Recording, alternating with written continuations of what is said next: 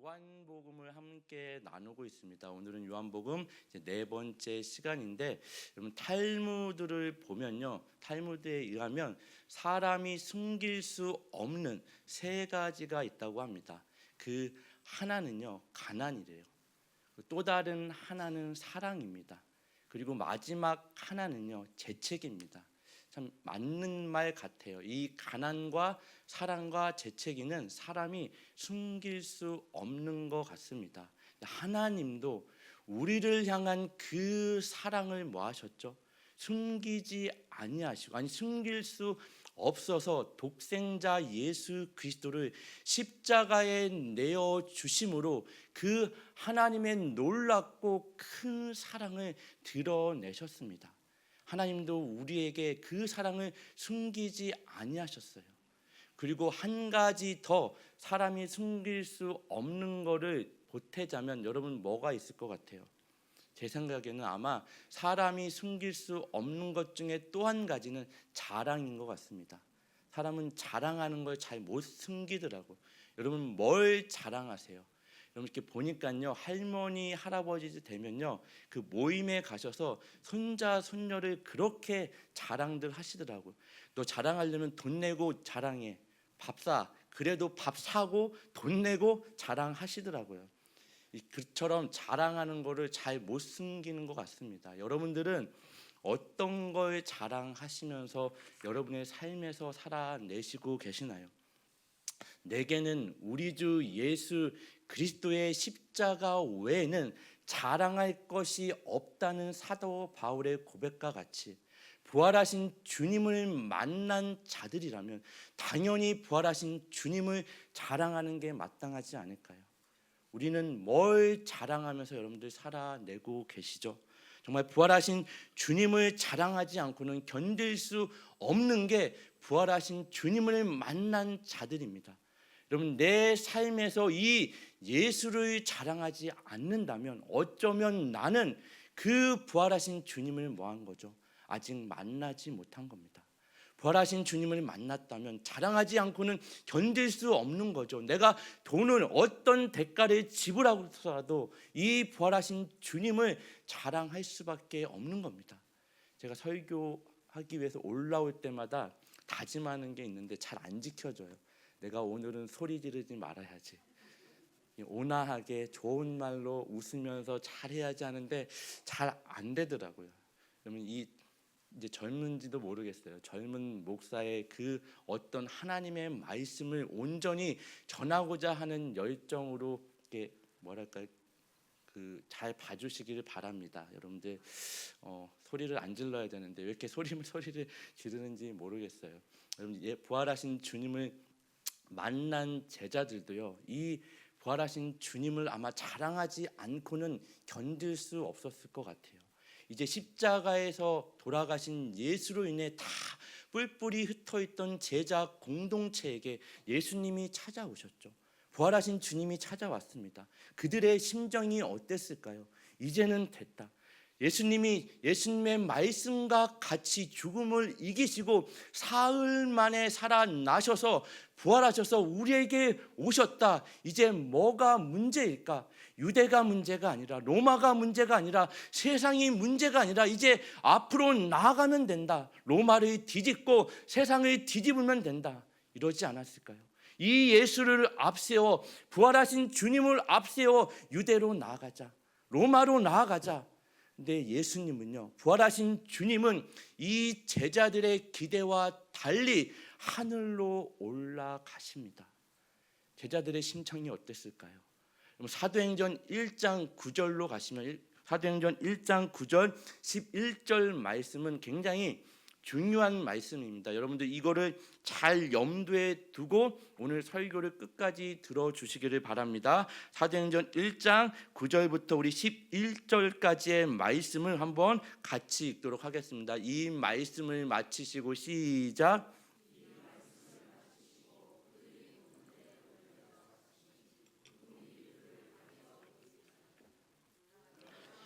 제자들이 자세히 하늘을 쳐다보고 있는데 흰옷 입은 두 사람이 그들 곁에 서서 이르되 갈릴리 사람들아 어찌하여 서서 하늘을 쳐다보느냐 너희 가운데서 하늘로 올려지신 이 예수는 하늘로 가심을 본 그대로 오시리라 하였느니라. 이 말씀을 마치시고 도대체 어떤 말씀을 하셨을까요? 여러분 이걸 염두하고 설교를 끝까지 들어주시길 바랍니다. 제자들의 입장으로 보면요 얼마나 어이가 없을까요? 이제는 부활하신 주님이 예수님의 말씀처럼 사흘 만에 살아나셨습니다. 그리고 자기들에게 찾아오셨죠. 유대인을 피해 겁에 질려 숨어있는 제자 공동체에게 찾아오셨습니다. 이제는 됐다. 이제는 게임이 끝났다. 이제 예수님이 게임 체인저 아닌가요?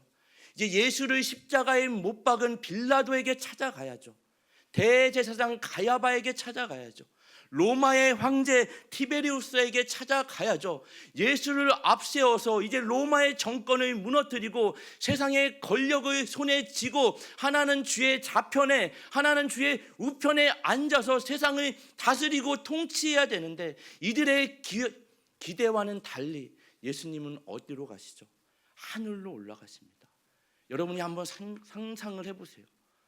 그 부활하신 주님이 하늘로 올라가는 것을 쳐다보고 있는 겁니다. 왜 쳐다보죠? 어이가 없는 거예요. 우리식으로. 이대로 가시면 어떡해요? 정말 세상의 권력을 잡으셔야 되는데 이제는 뒤집어야 되는데 그대로 가시면 어떡하죠? 성경에 배치된 순서가 요한복음과 그 다음에 뭐가 나오죠? 사도행전이 나옵니다. 이 요한복음 다음에 사도행전이 나오는 이 성경에 배치된 순서는 굉장히 중요한 의미를 갖습니다. 여러분 요한복음을 한 문장으로 정리하라면 예수님의 생애와 사역입니다. 맞나요? 예수님의 삶과 그분의 사역이죠. 그럼 사도행전은 한 문장으로 정리하자면 어떻게 표현할 수 있죠? 그 예수를 따르는 자들의 생애와 사역입니다. 요한복음은 예수님의 생애와 사역, 사도행전은 이 예수를 따르는 자들의 생애와 사역입니다. 이 요한복음과 사도행전에 공통된 공통 분모가 하나 있습니다. 그게 뭘까요? 반드시 있어야 되는 겁니다. 성령님입니다. 성령님은 예수님의 사역을 시작하시는 그 일에 하늘로부터 비둘기같이 예수님께 임하시죠. 그리고 사역을 시작하십니다. 이제 예수님이 하늘로 올라가셨죠. 예수님이 약속하신 하나님이 선물로 주시는 그 성령 하나님의 영이 이제 예수를 따르는 자들에게 임하는 겁니다. 이게 성경이 이야기하는 성령 세례입니다. 여러분 요한복음 1장으로 가시면 1장 32절 33절 말씀입니다. 요한이 또 증언하여 이르되 내가 보매 성령이 비둘기같이 하늘로부터 내려와서 그의 위에 머물러더라. 누구죠? 예수님 위에 머물죠. 나도 그를 알지 못하였으나 세례 요한도 몰랐습니다. 나를 보내어 물로 세례를 베풀라 하신 그이가 누구예요? 하나님이 나에게 말씀하시되 성령이 내려서 누구 위에든지 머무는 것을 보거든 그가 곧 성령으로 세례를 베푸는 이인 줄 알라 하셨기에 성령 세례를 이야기하는 거죠. 예수님 위에 하늘로부터 비둘기같이 성령이 임했습니다. 세례 요한도 예수님이 메시아인지 몰랐죠. 하나님이 그에게 알게 하십니다. 성령이 비둘기같이 임하는 그가 곧 메시아다. 그리고 그가 성령으로 세례를 주는 자다. 여러분 요한복음은 우리 지난 시간 3번의 시간을 거쳐서 서론 시간을 마치고 실질적으로 요한복음 1장 19절 우리가 읽은 본문부터가 이제 본론의 시작입니다. 이 본론의 시작은 어떻게 시작하죠? 요한의 증언이 이러하니라. 증언으로 시작합니다. 우리 요한복음 1장 19절을 다시 한번 같이 읽어볼게요. 굉장히 중요합니다. 유대인들이 예루살렘에서 시작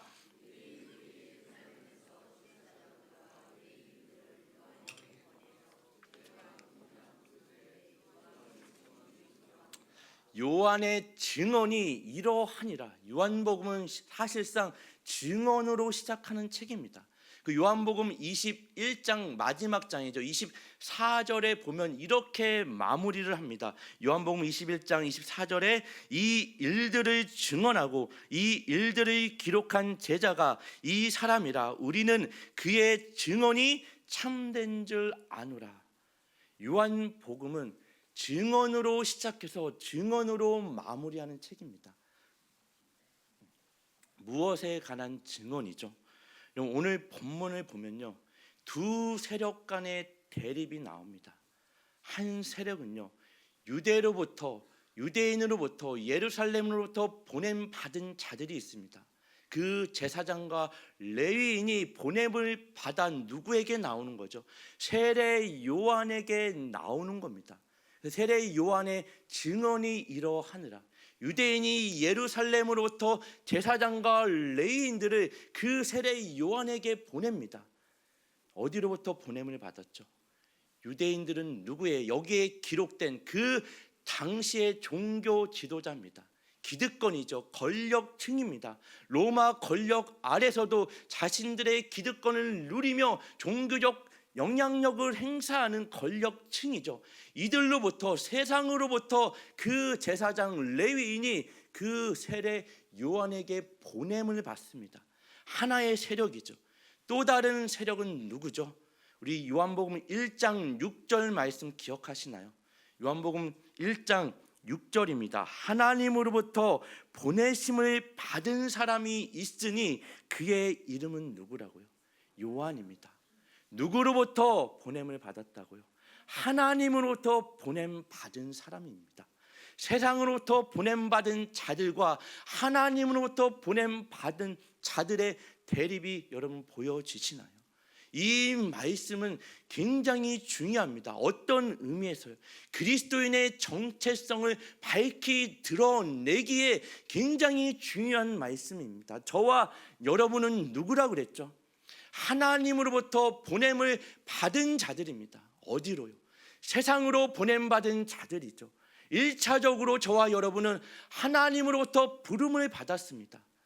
그 부름 받은 자들이죠. 예수가 십자가에 달리심으로 하나님이 우리를 그렇게 부르셨습니다. 외치셨습니다. 호소하셨죠. 마지막 말씀이 예수와 그의 십자가입니다. 그 십자가로 우리를 부르셨어요. 그리고 그 예수와 십자가로 인해 부활하신 주님을 만난 자들을 세상으로 보내십니다. 여러분, 이 정체성을 가지셔야 돼요. 우리 called by God이라고 그래요, 영어로. Sent into the world by God. 하나님으로부터 부름을 받아 이제는 하나님으로부터 세상에 보냄을 받은 자들입니다. 이 정체성을 놓치면 저와 여러분은 이 세상에 나가 내가 누구인지 모르며 수고하고 무거운 짐을 지며 헛된 세월을 보내는 인생으로 전락할 수밖에 없습니다. 저와 여러분은 누구라고요? 하나님으로부터 보냄받은 자들입니다. 그렇다면 왜 하나님이 이 세상에 보내시죠? 뭐 하라고요? 증언하라고요. 요한복음에 의하면 예수 그리스도를 증언하라고요. 어떤 예수 그리스도요? 생명의 떡이신 예수 그리스도, 세상의 빛이신 예수 그리스도, 양의 문이신 예수 그리스도, 선한 목자이신 예수 그리스도, 부활 생명이신 예수 그리스도, 길이요 진리요 생명이신 예수 그리스도, 참 포도나무인 예수 그리스도.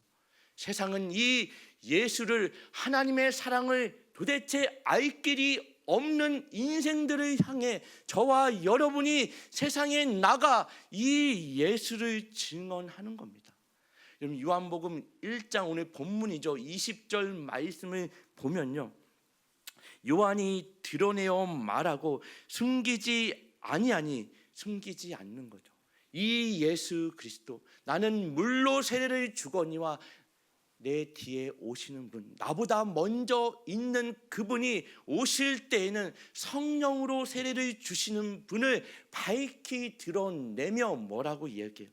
말하고 숨기지 아니하니 드러내어 하는 말이 나는 그리스도가 아니라 한데.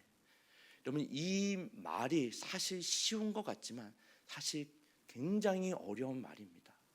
여러분, 실질적으로 여러분의 삶의 현장에서 나는 그리스도가 아니라 한데 이 말을 할 수 있나요? 여러분, 날마다 수고하고 무거운 짐을 왜 지며 그렇게 땀을 흘리며 열심히 사세요? 나를 증명하기 위해서 아닌가요? 나를 인정받기 위해서 아닌가요? 나를 드러내기 위해서 수고하고 무거운 짐을 지며 살아가죠. 나는 그리스도가 아니라 한데. 무슨 말이에요? 나는 아무것도 아니란 얘기입니다. 나는 늘 그리스도 뒤에 감춰지는 존재입니다. 여러분은 여러분으로 인해 그리스도가 드러나고 여러분은 감춰지는 존재예요. 쉬운 일이 아니죠. 여러분, 뭘 자랑하시고 싶으신가요? 특별히 매 시간 말씀을 전하는 저 같은 설교자, 목회자에게 굉장히 큰 도전입니다. 늘 나를 드러내고 싶죠. 인정받고 싶죠. 나는 여기에 감춰져야 되는 겁니다. 오직 그리스도만이 드러나야 되는 겁니다. 제가 왜 설교마다 가끔씩 저는 아무것도 아니라고 하는지 아세요? 왜 이 담임 목사가 교회에 없어도 된다고 얘기하는지 아세요? 정말 저는 아무것도 아니라 그리스도만이 드러나야 됩니다. 실질적인 새마음교회 담임 목회자는 누구세요? 예수 그리스도죠. 성령님이십니다. 믿으시나요? 제가 아니죠. 이 말은 쉬운 것 같아도 쉬운 말이 아니에요. 여러분, 세례 요한도 당시에 세례 요한에 따르는 수많은 제자가 있습니다. 세례 요한이 뭐라 그래요? 나는 새하여야 하겠고 그는 흥하여야 하리라. 그가 누구죠? 예수 그리스도. 심지어 그의 세례 요한의 제자들이 예수님께 갑니다. 아니, 예수님께 보내죠. 쉬운 일이 아닙니다. 그러자 이 유대인들로부터 예루살렘으로부터 보냄받은 그 제사장과 레위인이 또 그 세례 요한에게 묻습니다. 요한복음 1장 21절 22절에 또 묻되 그러면 누구냐? 내가 엘리야냐? 이르되 나는 아니라. 또 묻되 내가 그 선지냐냐? 대답하되 아니라. 또 말하되 누구냐? 우리를 보낸 이들에게 대답하게 하라. 너는 내게 대하여 무엇이라 하느냐? 이 말씀은 뭐예요? 내가 그리스도도 아니고 엘리야도 아니고 선지자도 아닌데 어떤 자격, 어떤 권한으로 죄를 사하는 세례를 베푸느냐입니다. 더 다른 말로는요, 그냥 살면 안 되니 왜 이렇게 소란을 피우냐? 우리는 그냥 로마의 권력 아래서 우리의 기득권을 누리며 어떤 종교적인 영향력을 행사하며 그대로 살만 안 돼. 너는 왜 그렇게 소동을 피우니? 그냥 좀 대세에 따르라. 가만히 좀 있어라. 이 얘기입니다. 제가 지난 금요 성령 집회 2번의 시간을 통해 나눴던 내용의 일부분은 이겁니다. 이는 누구냐? 그 예루살렘 성에 입성하는 예수, 나귀 새끼를 타고 세상의 기대와 달리 왕으로 오신 예수가 화려한 말을 타야 되잖아요. 저와 여러분의 기대는 그거 아닌가요? 세상에 드러낼 만한 어떤 화려함과 위대함과 놀랄 능력을 주셔야 되는데 어떻게 신이 인간의 손에 십자가에 달려 죽어요? 인간의 손에 달려 죽는 신을 믿는 종교, 그게 기독교입니다. 이는 누구냐? 의아하죠. 세상이 여러분으로 인해 의아해야 됩니다. 어떻게 인간의 손에 신이 죽어? 어떻게 참을 수가 있어? 너는 왜 이 상황에서 아무 말도 안 하니? 왜 침묵하니? 왜 용서하니? 어떻게 베풀 수 있니? 어떻게 이 상황을 끌어안을 수 있니? 이게 여러분이 소동을 일으켜야 되는 일입니다. 가서 난리를 일으키라는 얘기가 아닙니다. 여러분에게 보냄받은 하나님이 보내신 그 삶의 자리에서 이는 누구기에 어떻게 나귀 새끼를 타고 있을지, 이는 누구기에 어떻게 이 상황에서 이 모욕을, 이 배반을 참을 수가 있어? 어떻게 저 사람을 용서할 수 있어? 이 소동입니다. 이는 누구기에? 여러분, 그러자 세례 요한이 이렇게 대답합니다. 요한복음 1장 23절 오늘 본문이죠. 이르되 나는 선지자 이사야의 말과 같이 주의 길을 곧게 하라고 강야에서 외치는 자의 뭐라고요? 소리이다. 단지 소리입니다. 나는 아무것도 아니다. 강야에서 외치는 자의 소리에 불과하다. 여기서 말하는 강야는 어디예요? 단순히 강야를 이야기하는 게 아니라 스스로는 살아낼 수 없는, 생명을 부지할 수 없는 인간의 총체적인 상태를 이야기하는 게 강야입니다. 그 강야에서 인간은 도대체 스스로는 생명을 부지할 수 없더라고요. 누군가의 도움의 손길이 없이는 살아낼 수 없는 상태, 그게 강야입니다. 거기서 외치는 자의 소리입니다. 이해가 되시나요?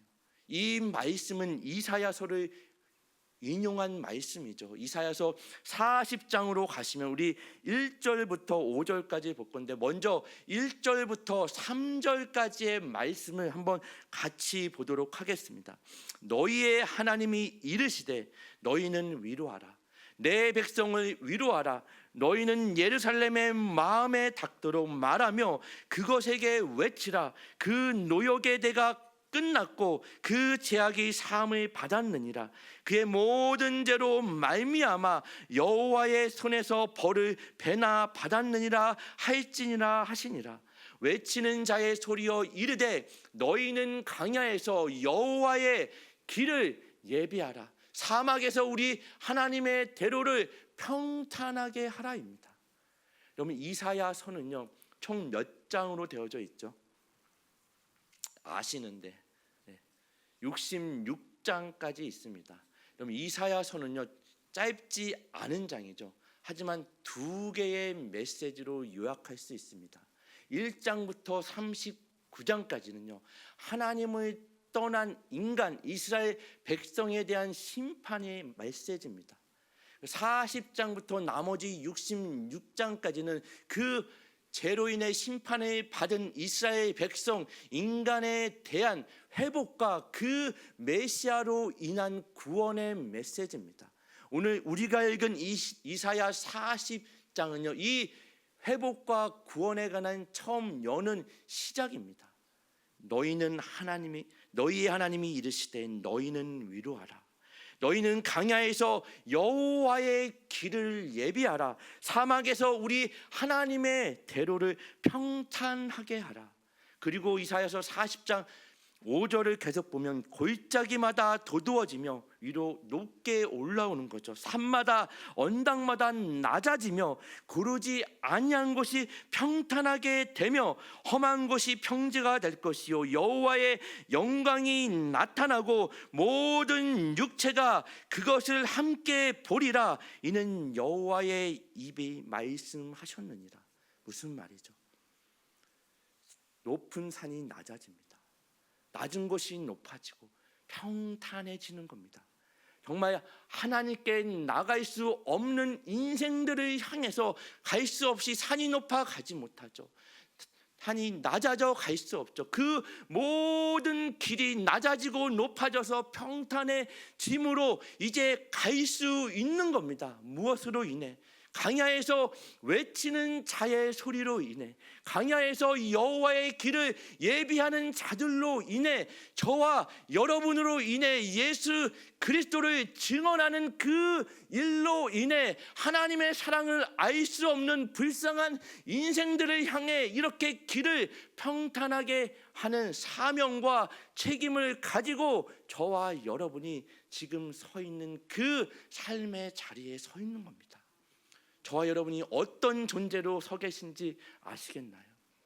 이 일은 우리의 힘과 능력으로 안 되더라고요. 성령이 임하셔야 됩니다. 왜 성경에서 연약한 자를 들어 강한 자를 부끄럽게 하시죠? 없는 자를 들어 하나님이 있는 자를 부끄럽게 하시죠? 우리의 강함으로 안 되더라고요. 강야에서 외치는 자의 소리가 안 되더라고요. 여호와의 길을 예비할 수 없더라고요. 우리의 가진 것, 우리의 실력으로 안 되더라고요. 무엇으로 되죠? 성령의 역사로만 가능합니다. 성령의 임재로만 가능합니다. 성령의 능력, 성령의 충만함을 자꾸 우리는 다른 어떤 능력, 외적으로 보여지는 것으로 찾는데, 여러분 성령의 충만함의 가장 확실한 증거가 뭐죠? 여러분 성령 받으셨나요? 성령님이 여러분과 함께 하시나요? 성령이 여러분과 함께 하시는 가장 확실하고 분명한 증거가 뭐죠? 부활하신 주님, 예수 그리스도를 구주로 영접하고 주라 시인하는 겁니다. 성령이 아니고서는 예수 그리스도를 주라 시인할 자가 없느니라. 고린도전서 12장 3절 말씀입니다. 그러므로 내가 너희에게 알리노니 하나님의 영으로, 성령이죠, 말하는 자는 누구든지 예수를 저주할 자라 하지 아니하고, 또 성령으로 아니하고는 누구든지 예수를 주시라 할 수 없느니라. 성령이 우리와 함께 하시는 가장 확실한 증거가 뭐라고요? 여러분이 삶의 자리에서 예수 그리스도를 주라 시인하고 고백하는 겁니다. 이 고백이 있으신가요? 만약 이 고백이 없다면 나는 아직도 부활하신 주님을 만나지 못하고 성령 세례를 받지 못한 겁니다. 여러분 요한복음 15장 26절에도 내가 아버지께로부터 너희에게 보낼 보혜사, 하나님 예수님이 하늘로 올라가셔야지만 이 보혜사 성령을 우리에게 주신다는 말씀입니다. 보혜사 곧 아버지께로부터 나오시는 진리의 성령이 오실 때에 그가 나를 증언하실 것이요.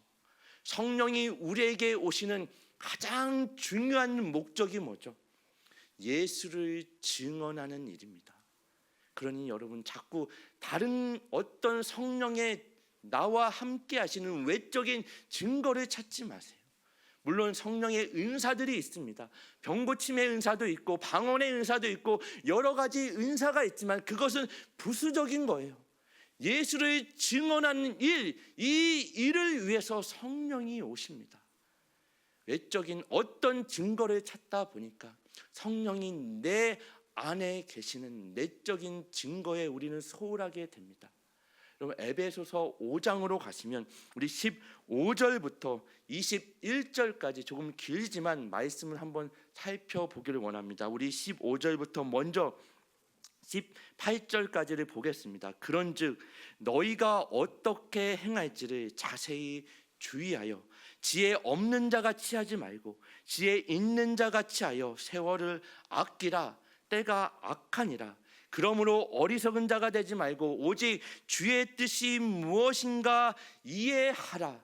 그리고 그 다음에 나오는 말씀이 뭐예요? 좀 의아하지 않나요? 술 취하지 말라. 이는 방탕한 것이니 오직 성령의 충만함을 받으라.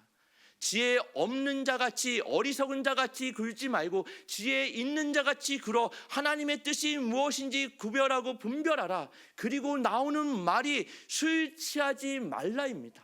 자꾸 우리는 이 말씀을 어떻게 접근한다 그랬죠? 저에게 찾아오셔서 목사님 술 마셔도 돼요 안 돼요 묻지 마세요. 여러분이 뭘 원하는지 알아요. 제 입술을 통해 맘 편히 술 좀 먹고 싶은 거죠. 술 좀 마시고 싶은 거죠. 술 마셔도 구원받습니다. 이 얘기 듣고 싶은 거죠. 이 말씀은 거기에 초점이 있지 않아요. 술 취하지 말라로 대표되어지는 성경의 특징이 뭐라고 그랬죠? 술 취한 상태가 어때요? 올바른 생각을 할 수 없습니다. 책임 있는 말과 행동을 할 수 없죠. 술 취한 상태로 올바른 사고와 말과 책임 있는 행동을 한 사람 보셨나요? 그리스도인으로서 하나님의 자녀다운 생각과 말과 행동을 할 수 없는 상태가 술 취한 상태입니다. 이 상태를 뭐라고요? 방탕하다고 그럽니다. 왜요? 하나님의 자녀로서 하나님과는 상관없이 살아가는 모든 시간은, 모든 경우는 성경이 방탕이라고 합니다. 낭비라고 이야기합니다. 하나님과 상관없이 살아가는 인생들, 그러니 너희는 오직 성령의 충만함을 받으라입니다. 이해가 되시나요? 정말 하나님 없이 살아가던 인생들에게 필요한 것은 성령님입니다. 그리고 에베소서 5장 19절을 계속 보면 시와 찬송과 신령한 노래들로 서로 화답하며 너희의 마음으로 주께 노래하며 찬송하며 범사의 우리 주 예수 그리스도의 이름으로 항상 아버지 하나님께 감사하며 그리스도를 경외함으로 피차 복종하라. 이 복종이라고 얘기했지만 존중하라입니다. 피차 존중하라. 여러분, 자꾸 성령의 외적인 증거가 아니라 내 안에서 어떤 증거를 찾아야 되죠? 감사가 있어야 됩니다. 부활하신 주님을 만난 자라면 진정한 기쁨과 감사와 찬양이 내 삶에서 끊이지 않게 솟아나야 되는 겁니다. 세상이 만들 수도 줄 수도 없는 가짜 기쁨과 감사와 찬양이 아니라 하나님과는 상관없이 살아가는 인생들에게서는 찾을 수 없고 만들 수 없는 기쁨과 감사와 찬양이 오직 부활하신 주님을 만난 자들에게서만 나오는 기쁨과 감사요. 그 찬양이 여러분의 삶 가운데 하나님이 보내신 그 자리에서 어디서부터요? 가정에서부터 여러분이 속한 모든 공동체에서 이 기쁨과 감사와 찬양이 매일매일 끊이지 않고 솟아나와야 되는 겁니다. 그럴 때 소동이 일어나는 거죠. 이는 누구냐? 어떻게 이 상황에서 기뻐할 수 있지? 어떻게 이런 환경에서 감사할 수 있지? 어떻게 찬양할 수 있지? 여러분은 여러분의 자녀나 여러분의 뒤를 따르는 믿음의 다음 세대에게 한 발짝 앞서선 선배입니다. 무엇에 관한 선배라고 그랬죠? 어떻게 이 상황에서 정말 기도할 수 없고 찬양할 수 없고 인생이 무너져 내리며 하루에도 수없이 많은 눈물과 아픔을 가진 그 인생의 자리에서 어떻게 하나님 앞에 나와 기도하며 예배하며 기쁨과 감사를 올려드렸는지 그 한 발 한 발을 남기는 자들입니다. 그 삶의 발자취를 보고 여러분의 자녀가 믿음의 다음 세대가 그 발자취를 따라 들어오는 겁니다. 여러분은 어떤 발자취를 남기세요? 어떤 발걸음을 남기세요? 이게 뭐야? 하나님 이게 뭐죠? 하나님이 계시면 내 상황이 이게 뭐예요? 어떻게 이 조건으로 감사해요? 어떻게 이 상황에서 찬양해요? 거기서 하는 겁니다. 날마다 원망하고 불평하는 그 자리에서 기뻐하며 감사하며 한 발 한 발 내디딜 때 여러분을 따라 들어오는 어디가 길이고 진리고 생명인지 모르는 여러분이 한 발 내딛지 않으면 죽음의 길로 갈 수밖에 없는 그들에게 여러분이 길을 내는 존재입니다. 그 사명과 책임을 가진 자들이죠. 이 일은 성령이 임하였지만 성령이 함께 하실 때만 가능한 일입니다. 그러기에 예수님이 사도행전 1장 8절에 저와 여러분이 너무나 잘 아는 말씀을 남기고 하늘로 올라가십니다. 사도행전 1장 8절이죠. 오직 성령이 너희에게 임하시면 너희가 권능을 받고 예루살렘과 유대와 사마리아와 땅끝까지 이르러 내 증인이 되리라 하시니라. 너희가 뭘 받으면요? 성령의 권능을 받으면. 그리고 우리 처음 설교 시작할 때 사도행전 1장 9절 말씀이 나오는 겁니다. 이 말씀을 마치고 하늘로 올라가시는 겁니다. 제자들의 입장은 너무 황당하죠. 어이가 없죠. 부활하신 주님이 찾아오셨는데 그냥 올라가시면 어떡해요? 이제 로마로 나가야 되는데 이제 부활하신 주님을 자랑해야 되는데 올라갑니다. 너기나가 하늘을 쳐다보는 거예요. 두 천사가 두 사람이 성경의 둘이라는 숫자는 뭐라 그랬죠? 증인의 수입니다. 확실한 일입니다. 갈릴리 사람들아 어찌하여 하늘을 쳐다보느냐? 너희가 본 것 같이 하늘로 올리신 이는 반드시 다시 하늘로부터 뭐 하신다고요? 내려오실 것이다. 부활하신 주님은 하늘로 올라가셨습니다. 이것을 우리는 뭐라 그러죠? 승천하셨다 그랬죠. 그리고 승천하심으로 인해 이제 하나님이 선물로 주시기로 약속하신 성령님이 임하셨습니다. 오순절 성령의 다락방 사건, 그 일로 인해 교회의 탄생이 시작된 겁니다. 이제는 성령의 역사로 전도와 선교를 할 수 있는 거죠. 교회가 끊임없이 예수를 증언하는 전도와 선교를 해야 되는 이유와 목적이 여기에 있는 거죠. 그리고 반드시 이 예수 그리스도는 뭐 하시죠? 다시 오실 것입니다. 이거를 재림이라고 그러죠. 너희가 본 것과 같이 다시 하늘로부터 내려올 것이다. 우리는 이 예수님이 하늘로 올라간 승천과 다시 오실 재림 사이에서 성령의 권능을 받아 여러분에게 보냄받은 그 땅끝이요. 여러분, 땅끝이 어디죠? 실질적으로 하나님의 복음이 들어가야 되는 성교지 땅끝도 있지만 여러분이 서 있는 그 땅, 여러분이 살아내야 되는 그 땅이 땅끝이라고요. 그 땅끝에서 성령의 권능을 받아 이렇게 예수를 증언하는 삶을 살아내야 되는 게 저와 여러분입니다. 그리스도인 줄 믿으시길 바랍니다. 어찌하여 하늘을 쳐다보느냐?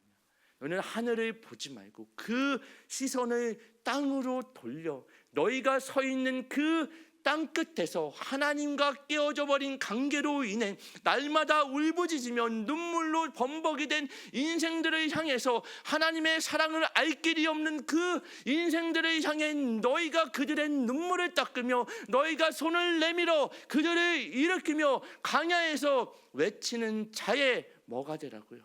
소리가 되라. 나는 그리스도가 아니라 광야에서 외치는 자의 소리다. 광야에서 여호와의 길을 예비하는 자다. 이 길을 만드는 저와 여러분이 되기를 예수님의 이름으로 축원합니다.